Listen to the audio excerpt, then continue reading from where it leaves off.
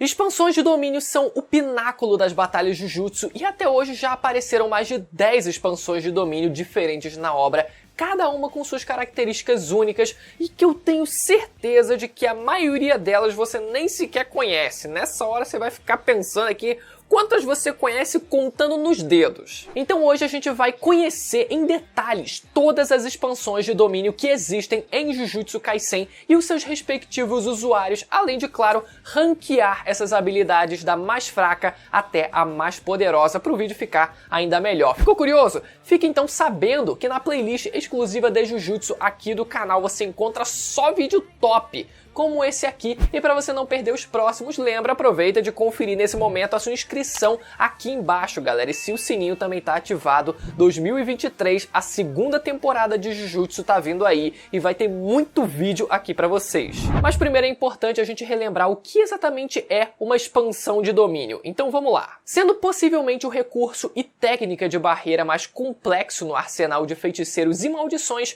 uma expansão é nada mais do que a projeção do domínio inato do usuário dentro de um ambiente separado, formado por uma barreira usando uma quantidade abismal de energia. E o que ativa a técnica costumam ser símbolos feitos com as mãos, que remetem a conceitos budistas e de outras religiões orientais. Ao fazer isso, o usuário consegue impor restrições e regras para si e também para o seu oponente, conseguindo também ampliar os conceitos da sua técnica amaldiçoada, além de gerar o efeito de um acerto garantido, que em alguns casos esse acerto pode até significar a morte do seu oponente sem chance dele se defender. E quanto maiores são as restrições que você cria para si, maiores são os efeitos da sua expansão de domínio, a clássica balança de quanto maior o risco, maior também o retorno. O Megumi descreve isso muito bem dizendo na sua primeira expansão, que o que ele estava fazendo era basicamente expandir e ser mais livre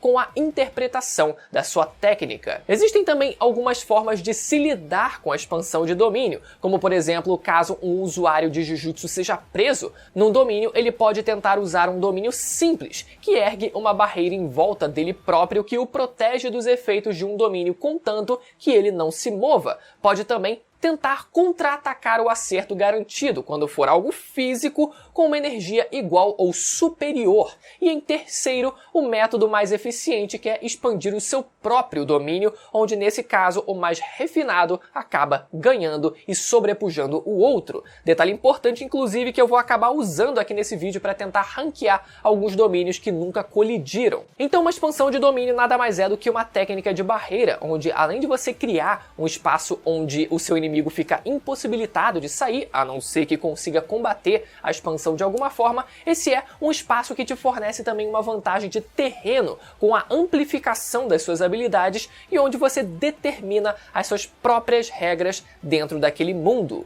E agora que já tá todo mundo dominado, vamos começar a nossa lista ficando em 10º lugar, tendo os domínios de Yuta Okkotsu, Ryu Ishigori, Uro, Takako, Yuki Tsukumo e a maldição Hanami. Ué, mas como assim um monte de personagens junto? Como assim de uma vez? A única razão que me faz deixar essas expansões em último é o fato de a gente não ter visto o real potencial dessas técnicas e nem sabemos nada sobre essas condições e acertos garantidos, e é por isso que elas ficam todas juntas em 10º lugar. Esses domínios não são necessariamente os mais fracos, afinal temos 2 dos 4 feiticeiros de grau especial, uma das maldições especiais e outros 2 feiticeiros barra pesada. Mas infelizmente a gente não tem informação nenhuma sobre essas expansões. Mas num resumo rápido, os domínios do Yuta, do Ryu e da Uro chegaram a colidir no mangá, mas logo se desfizeram. Um cenário já naturalmente muito complexo e delicado, que é o embate entre 2 domínios, foi elevado a outro patamar com o encontro de um terceiro e outras variáveis externas, o que levou todo o cenário a implodir e por isso não vimos nada dessas expansões. Por outro lado, temos os domínios da Hanami e da Yuki. A Hanami, por exemplo, como vocês bem se lembram da primeira temporada, teve que cancelar a ativação do seu domínio para poder fugir fugir devido à chegada do feiticeiro mais forte Satoru Gojo. Já a Yuki, feiticeira de grau especial e sensei do Todo, Aoi Todo, lembram dele?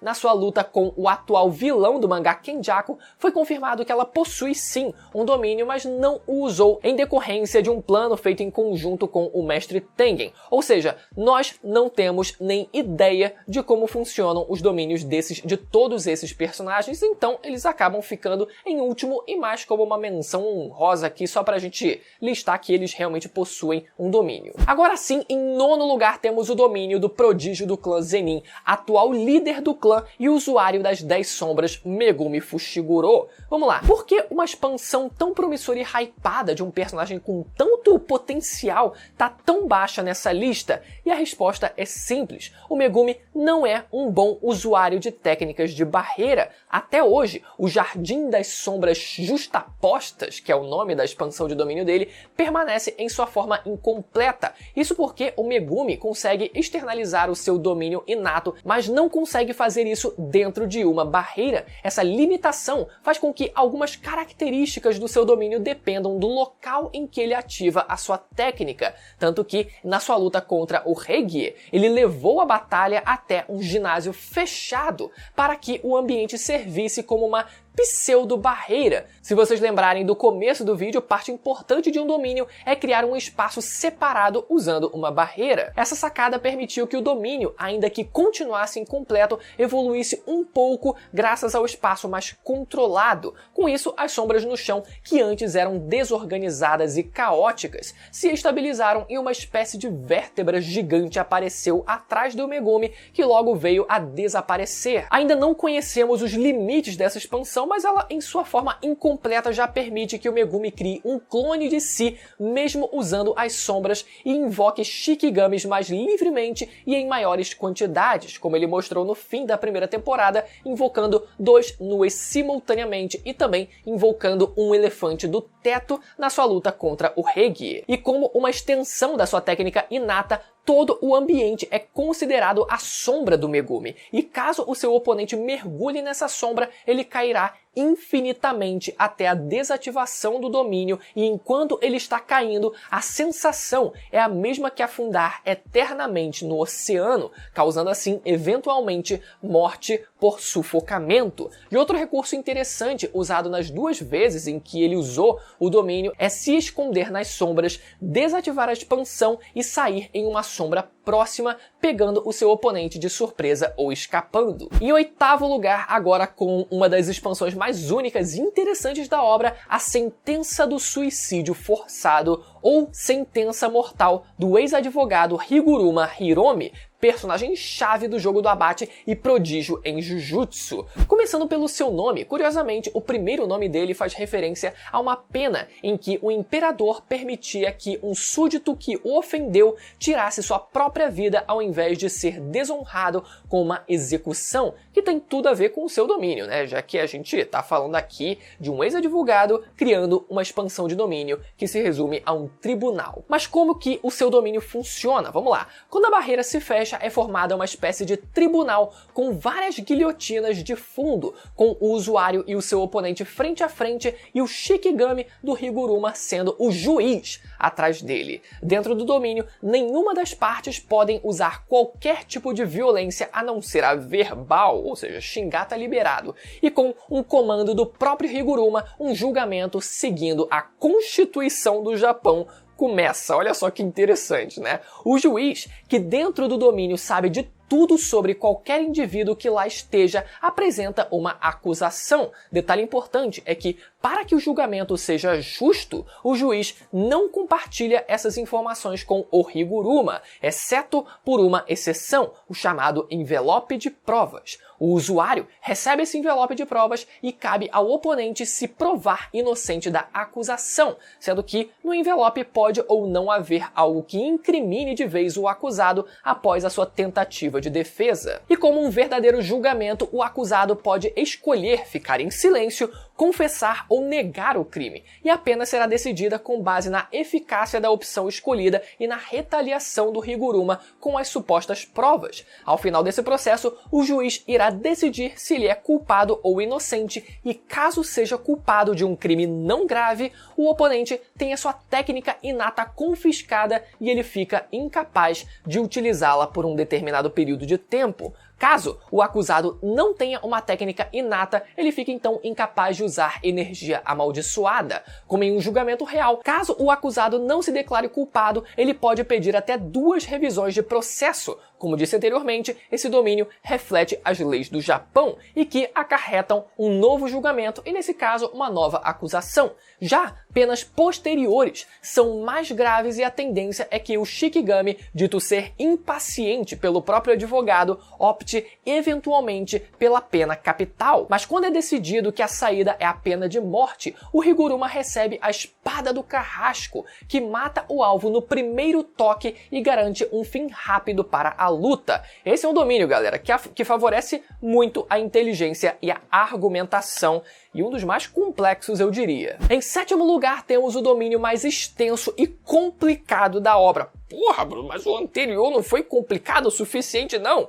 Não, aqui temos o assassinato inerte do apostador, em tradução literal, ou simplesmente apostador incansável do estudante do 3º ano, Hakari Kinji. E não, eu não estou exagerando quando eu digo que esse é o mais complicado de todos, porque até o próprio autor da obra assume que exagerou um pouco, dizendo com todas as palavras que estaria tudo bem continuar e pular a explicação da técnica e simplesmente entender que, abre aspas, quando ele acerta um jackpot, às vezes ele acerta novamente em sequência e às vezes não. E é isso. Mas eu vou dar uma explicação bem breve do funcionamento desse domínio e ignorar todos os seus trilhões de detalhes pelo bem da sua sanidade e da minha. Em resumo, essa expansão é como se fosse uma máquina de pachinko, que é um jogo de azar japonês, tipo o jogo do bicho, né? Em paralelo aqui. Hakari, então, tem que conseguir um jackpot enquanto ele luta com o seu adversário, e caso ele consiga, é concedido a ele energia amaldiçoada infinita por um tempo de 4 minutos e 11 segundos. Com isso, além de golpes brutais usando 100% da capacidade do seu corpo sem se cansar, Hakari fica virtualmente imortal, uma vez que, devido ao enorme volume de energia, o seu corpo realiza a técnica reversa espontaneamente a velocidades incomparáveis, se regenerando de praticamente tudo. Ao fim desse tempo, Hakari já pode expandir novamente o seu domínio e agora, já nas suas capacidades normais, tentar acertar outro jackpot e repetir assim o ciclo, tornando ele um personagem praticamente invencível numa batalha de resistência. Os vários detalhes que eu deixei de fora aqui estão relacionados às probabilidades de se atingir o jackpot dada X ou Y condição, mas essas coisas realmente não fazem muita diferença, a não ser que você seja um entusiasta muito assíduo de máquinas de pachinko, o que eu acho um pouco difícil. Então, apesar do Hakari não ser do tipo morte garantida, o seu domínio acaba sendo a sua arma principal. Em 6º lugar, temos o Horizonte do Skanda Cativante, da maldição especial de desastre Dagon. E eu diria que é justo colocar ela praticamente empatada também aqui com a expansão do jogo, o Caixão da Montanha de Ferro. Afinal, as maldições especiais fora o Mahito não se diferem muito em nível de poder. Considerando também que a expansão do Dagon é bem mais única e não apareceu no anime, eu optei então por explicar só ela e deixar a do jogo como uma menção honrosa aqui, mas considerem as duas pareadas. Vamos lá, lembram daquela praia em que a gente vê os vilões conversando lá na primeira temporada? Então, aquela praia é, na verdade, o domínio do Dagon, olha só, galera. E eu digo que a expansão do Dagon é única por causa do seu acerto garantido. O domínio invoca um ambiente costeiro, como a gente viu, com uma praia paradisíaca e um mar exuberante, combinando com o tema de água da própria maldição.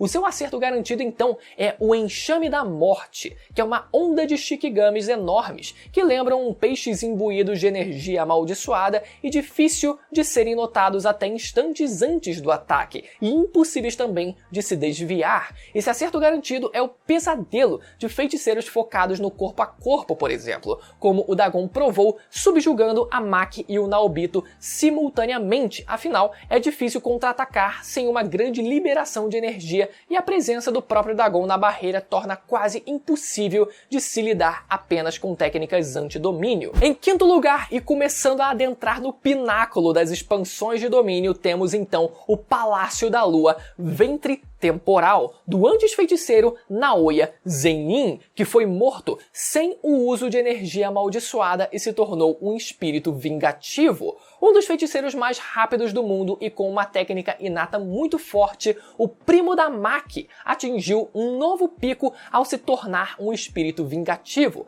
Por mais que Naoya fosse indiscutivelmente um dos, se não o feiticeiro de grau 1 mais forte, ele ainda era um tanto preguiçoso e desperdiçava o seu potencial por causa do seu orgulho. Porém, ao retornar para matar a Maki como um espírito amaldiçoado, Naoya apresentou velocidades que superavam o Mach 3, que são 3 vezes a velocidade do som, e no seu auge, ele consegue expandir o seu domínio, que tem uma das habilidades mais apelonas vistas até agora e um dos designs mais únicos, que é uma espécie de útero com um olho no centro, um tanto irônico, né, considerando que o feiticeiro em vida demonstrava ódio e desrespeito constante pelas mulheres do seu clã. Basicamente, a técnica de projeção do Naoya permite que qualquer um que ele toque tenha que seguir quaisquer movimentos que ele pensou. Caso contrário, a pessoa é congelada no ar por um segundo. Peraí.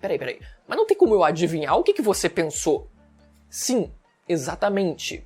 A pessoa tem que adivinhar o que o outro pensou e seguir os movimentos que ela pensou. Não tem como. Exatamente. E já o seu domínio eleva isso a um outro patamar, onde cada célula do corpo daqueles dentro da barreira vira alvo da técnica, ou seja, devem se movimentar de acordo com a vontade do Zenin, e se parece impossível, bem, é porque é. Então um acerto garantido tão absurdo e a evolução quase sem limites do Naoya já garantem esse lugar para ele na lista. No quarto lugar da lista, sem dúvidas, está a autopersonificação da perfeição da maldição Mahito. Como a expansão dele já apareceu no anime, eu vou passar bem rápido por ela, só pra gente relembrar o porquê de ela estar tão acima nessa lista. Então vamos lá. A autopersonificação da perfeição simula uma palma da mão gigante, fazendo com que todos dentro da barreira estejam sujeitos à transfiguração de alma, que, caso vocês não se lembrem, fora do domínio precisa do contato físico com o alvo, o que garante morte quase instantânea para os oponentes. Outro detalhe interessante é que o Mahito foi capaz de expandir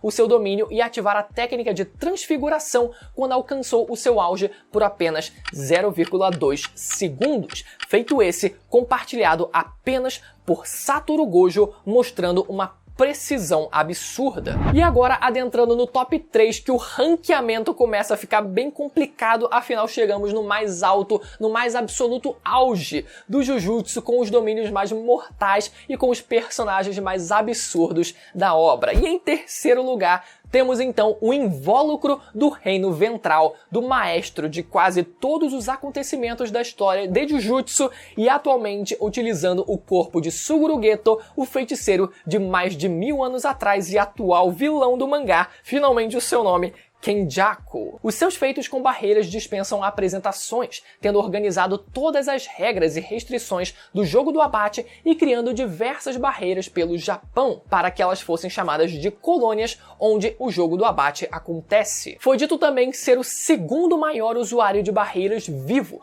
perdendo apenas para o próprio mestre de barreiras Tengen. Não foi revelado muito sobre as capacidades da sua expansão, mas sabemos que o seu domínio é uma expansão da técnica de manipulação de maldições do próprio Suguru Geto, que lhe assumiu o corpo, que até então pensávamos inclusive não ter uma maldição e compartilha um feito único com o domínio do próprio Sukuna, que é o fato de não existir uma barreira externa fechando o espaço do seu domínio. O domínio acaba sendo despejado na própria realidade, uma uma verdadeira obra de arte representando possivelmente o auge das técnicas de barreira. O único feito, inclusive do seu invólucro do reino ventral, foi pulverizar o domínio simples da feiticeira de grau especial Yuki Tsukumo, como se não fosse nada. Kenjaku pode não ser tão forte quanto Gojo ou Sukuna, mas ele certamente está acima do grau especial e é uma força a ser respeitada no mundo de Jujutsu. E agora o nada surpreendente embate final entre o vazio ilimitado de Satoru Gojo contra o santuário malevolente de Ryomen Sukuna, o debate eterno de qual expansão é a mais forte. A verdade, galera, é que eu não tenho uma resposta definitiva para isso. A gente só vai saber quando o autor desenhar essa tão sonhada luta, mas eu tenho que colocar alguma em segundo lugar. Então, em segundo lugar, vamos ter o Vazio Ilimitado, a expansão do feiticeiro mais forte da atualidade e talvez da história, Satoru Gojo. Esse domínio faz jus ao personagem e à sua técnica inata, que é o Ilimitado, com uma aparência que lembra muito o Cosmos. Aqueles dentro da barreira têm o seu cérebro bombardeado por um volume infinito de informações e sensações muito rapidamente. Isso faz com que, em exposições prolongadas, o oponente simplesmente morra de forma completamente indolor, sem conseguir reagir, sentir ou sequer pensar. No arco de Shibuya foi mostrado que uma exposição de meros 0,2 segundos à sua expansão é o suficiente para fazer com que humanos normais fiquem por 2 meses em estado quase vegetativo e maldições de grau especial fiquem quase 5 minutos na mesma situação.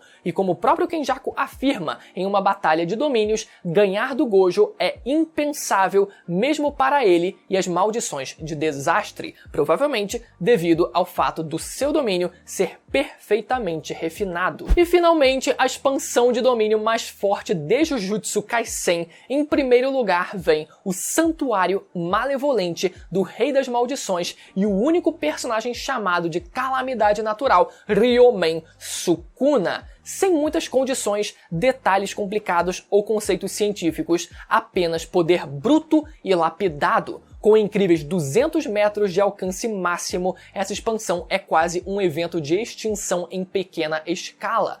Tudo com energia amaldiçoada nessa área é incansavelmente cortado com o clivar, e tudo sem energia com o desmantelar até sobrar somente pó. Quando esse domínio foi utilizado no centro comercial de Shibuya, uma área de raio de 140 metros foi completamente planificada. De seres vivos a prédios, tudo foi reduzido a nada. Esse alcance surreal ocorre porque, além do volume absurdo de energia e conhecimento do Rei das Maldições, como dito antes, não existe barreira cercando o domínio, então quem está dentro pode sair caso consiga, criando uma desvantagem para o próprio Sukuna e, portanto, fortalecendo o seu domínio, nesse caso o alcance, a clássica troca equivalente. E essa ausência de barreira delimitadora faz com que o domínio seja descrito como divino. Portanto, o somatório de uma destruição cataclísmica